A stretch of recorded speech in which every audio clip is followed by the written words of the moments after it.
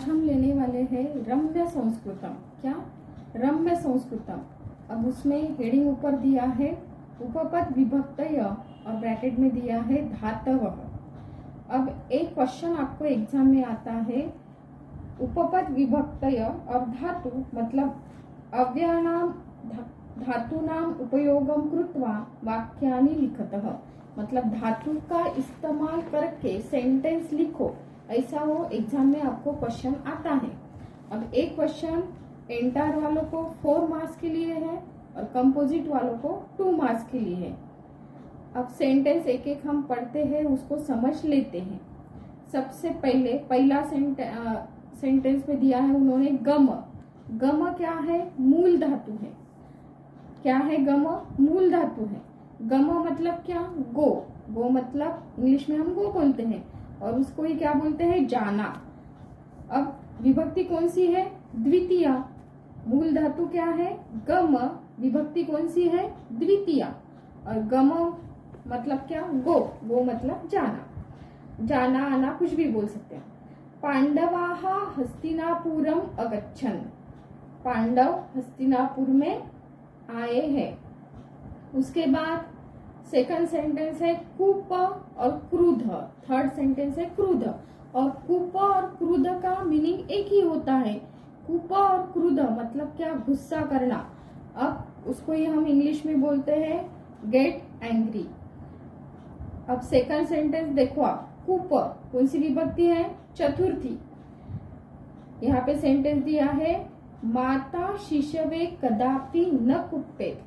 माता मतलब माँ जो है, शिशवे मतलब अपने बच्चे को, अपना बच्चा जो होता है उसको, कदापि मतलब कभी भी, न कुप्पेत मतलब डांटती नहीं है, गुस्सा नहीं करती वो अपने बच्चे के ऊपर। अब उसमें का ही थर्ड क्या है? क्रुद्ध। उसका ही मीनिंग होता है गेट एंग्री। और उसके बाद विभक्ति कौन सी है? चतुर्थी। अब थर्ड देखने वाले हैं हम, स्वामिनी भृत्याय क्रुध्यन्ति। स्वामी मतलब क्या? राजा। राजा क्या करता है? भृत्य मतलब अपने जो सेवक होते हैं, क्रुध्यति उनके ऊपर गुस्सा करते हैं। राजा अपने सेवकों के ऊपर गुस्सा करते हैं, गुस्सित होते हैं, ऐसा है उसका। उसके बाद फोर्थ दायच्छ। इंग्लिश में हम उसको क्या बोल रहे हैं? गिव। और दायच्छ मतलब देना। क्या होता है? देना।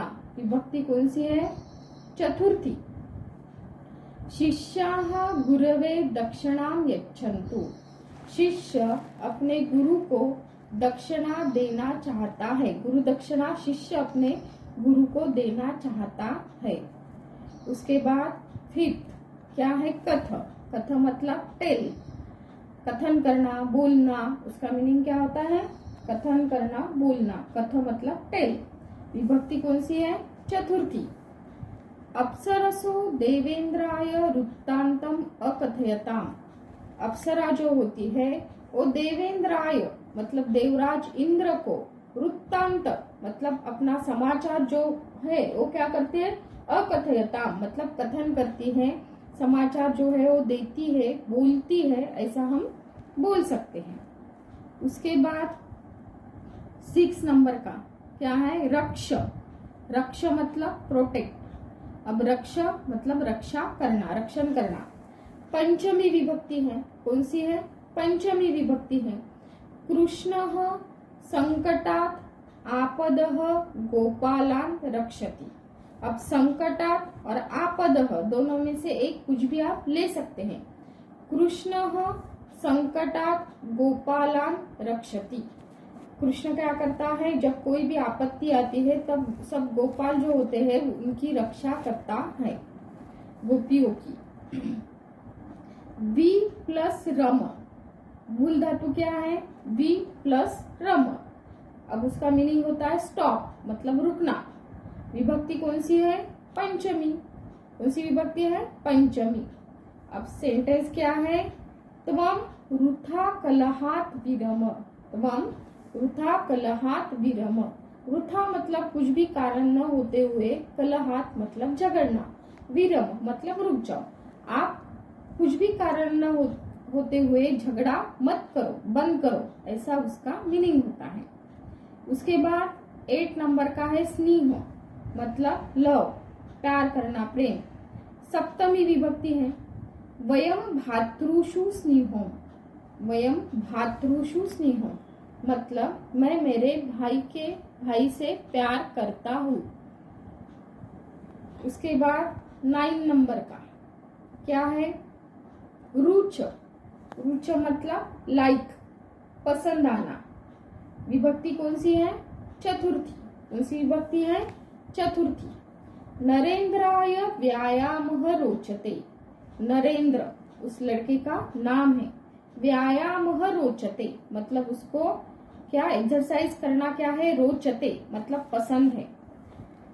उसके बाद लास्ट वाला 10 नंबर का स्पृह मतलब विश, डिजायर, इच्छा करना। अब चतुर्थी विभक्ति है, क्या है, चतुर्थी विभक्ति है गौरी कुंडलाय स्पृहति, गौरी उस लड़की का नाम है, कुंडलाय मतलब इयररिंग, स्पृहति मतलब पहनने की इच्छा करती है। अब 1 से 10 तक आपको 10 सेंटेंस दिए हुए हैं। ब्रैकेट में आपको सब जगह विभक्ति भी दी है और जो रेड कलर में है वो विभक्ति है। आपको हस्तिनापुरम द्वितीया, शिशवे चतुर्थी, भृत्याय, अब ये सब यहाँ पे उन्होंने दिया है। अब उसके बाद ये जो सेंटेंस है वो आपको एग्जाम में आने वाले हैं। कितने मार्क्स के लिए, 4 मार्क्स के लिए। अब आपको क्या करना है, ये सब सेंटेंस लर्न करना है। लर्न करने के बाद लिख के देखना है। अब ये सेंटेंस आपको एग्जाम में किस प्रकार से पूछे जाते हैं वो मैं आपको बताती हूँ। अब आपके सामने क्वेश्चन है, क्वेश्चन नंबर आ, उसमें आपको उन्होंने पूछा है। आ में देखो, अव्ययानाम धातूनाम उपयोगम कृत्वा वाक्यानि लिखतः। अब अव्यय और धातु का इस्तेमाल करके सेंटेंस लिखो। हमने अव्यय देखे कि अभी हमने क्या देखे हैं, धातु देखे, मतलब अव्यय के और धातु के मिला के आपको 4 मार्क्स के लिए वो आता है। अब इसमें धातु कौन से हैं, रुच, दायच्छ और गमगच्छ, ये 3 धातु हैं और वही समीपे अव्यय है। आज हमने धातु देखे हैं। अब धातु आपको इस क्वेश्चन में इस प्रकार से आते हैं, धातु नाम उपयोगम कृत्वा वाक्यानि लिखतः। अब फर्स्ट उन्होंने पूछा है रुच, क्या पूछा है, रुच, ऐसा आपको एग्जाम में आता है नंबर डाल के। फिर रुच के आगे आप क्या लिखने वाले हो, नरेंद्राय व्यायामः रोचते, क्या लिखने वाले हो, नरेंद्राय व्यायामः रोचते। अब इसमें धातु और अव्यय दोनों के मिला के उन्होंने पूछे हैं। अब धातु कौन से हैं, रुच, दायच्छ और गमगच्छ, ये धातु हैं। आज हमने धातु देखे हैं और अव्यय बाद में देखने वाले हैं। अव्यय में क्या आता है, वही और समीपे। अब फर्स्ट मैंने बोला आपको रुच, रुच का सेंटेंस आपने लिखा है। क्या लिखना है आपको कि नरेंद्राय व्यायामः रोचते। अब सेकंड का क्या लिखने वाले हो आप, दायच्छ मतलब देना। अब दायच्छ का आप क्या करने वाले हो, शिष्याः गुरवे दक्षिणाम यच्छन्तु, क्या लिखने वाले हो, शिष्याः गुरवे दक्षिणाम यच्छन्तु। अब उसमें से थर्ड और फोर्थ जो है वो अव्यय का है। अब फिफ्थ देखो, फिफ्थ में आप क्या लिखने वाले हो, गमगच्छ। अब गमगच्छ आपको उन्होंने पूछा है, फिर आप क्या लिखने वाले हो, पांडवाः हस्तिनापुरम अगच्छन्, क्या लिखने वाले हो, पांडवाः हस्तिनापुरम अगच्छन्। मतलब इस तरह से आपको नंबर डाल के वो धातु ही सिर्फ वो पूछेंगे। कैसे पूछने वाले हैं, गम, कुप, क्रुध, कथ, फिर आप उसके आगे सेंटेंस आपको लिखना है। मतलब इस तरह से अगर आपने ये सेंटेंस लर्न किए और लिख के देखे तो आपको 4 मार्क्स उसके मिलने वाले हैं। फिर आपको ये मैंने आज बोल दिया, समझा के दिया, फिर आपका काम है कि पूरे सेंटेंस लर्न करना। अब ये पूरे सेंटेंस आप घर पे लर्न करो और उसको आपको लिख के भी देखना है, क्योंकि उसमें अगर मात्रा मिस्टेक हो गई तो आपके मार्क्स कट हो जाएंगे। समझ में आया? इस तरह से आपको क्वेश्चन पूछा जाता है, उसके आगे आपको सेंटेंस लिखना है। अगर आपको आज ही पता है कि ये लर्न करने के बाद 4 मार्क्स मुझे मिलने वाले हैं तो अभी करो, अब ये सब आप लर्न करो, बाद में मैं आपको होमवर्क भेजती हूँ। होमवर्क मतलब क्या करना है, ये सेंटेंस लर्न करना है और उसको 2 टाइम लिखना है।